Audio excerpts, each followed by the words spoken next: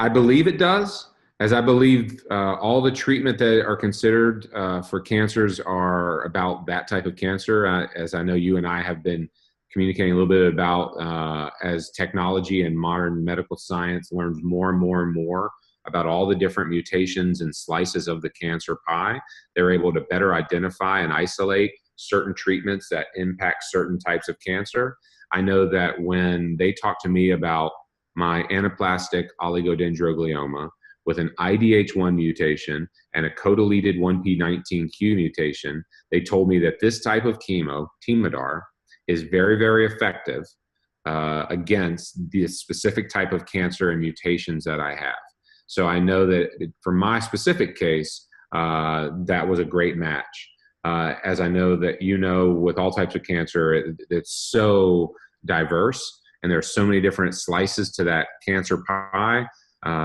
It's always best, I think, to speak with your doctor, but certainly to ask those questions and ask, is this the best way? Are there other ways? For me, though, I put all my trust so deeply into the doctors I was seeing. I just trusted them and took it at their word because that made sense to my intuition. I think that,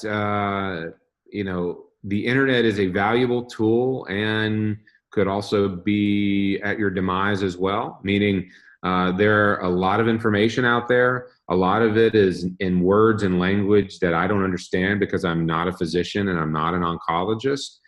So I chose not to read that information. However, I was also in a situation that I trusted my doctors. So I think if you feel and your gut is speaking to you, however so softly or loudly, that perhaps a second opinion is worthwhile, or that there are no second opinions in your area that you believe to be good opinions, that it is worth it and you are worth it to go find someone else that you believe can help.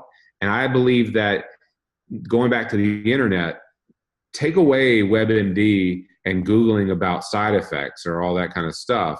But if you were just to go find cancer resources, right, whether that's Gilda's Club or Cancer Support Network or other resources that are probably out there, to say, hey, do you know any doctors in your area that I could go see? I believe that there are valuable resources online to certainly be able to identify doctors and or hospitals or cancer centers that would be a great resource for at least that second opinion or third opinion. And I would really encourage everyone to listen to their intuition, because I believe that your intuition is going to speak to you about whether this doctor or physician or whatever, or nurse, is the one for you. And if you have any inkling of the thought of perhaps I should go get a second opinion, I think you should go use those resources to find one. At the very least, it could be a phone call with another facility. So it's not about traveling there necessarily, but finding that. I can also say, in my experience, once I was kind of through the other side of my treatment, one of my dear friends, his older brother, got diagnosed with a glioblastoma, and it came very quickly. And he wanted a second opinion, so I immediately called my people at Vanderbilt. My people, it's like my doctor at Vanderbilt, and my people put them in touch, and they had a phone consultation right away. Invited him to come in. They also said, it sounds like the doctors you're seeing in Miami are first class. This is how we would suggest treating it. And so that gave him enough information to know that he should stay in South Florida, be near his home, not have to be here away from his home and family, because the emotional level of that was going to impact his healing too. So there was his second opinion. The second opinion came back to say, your first opinion is great, stay there, be around the people that love you, and let's stay in touch.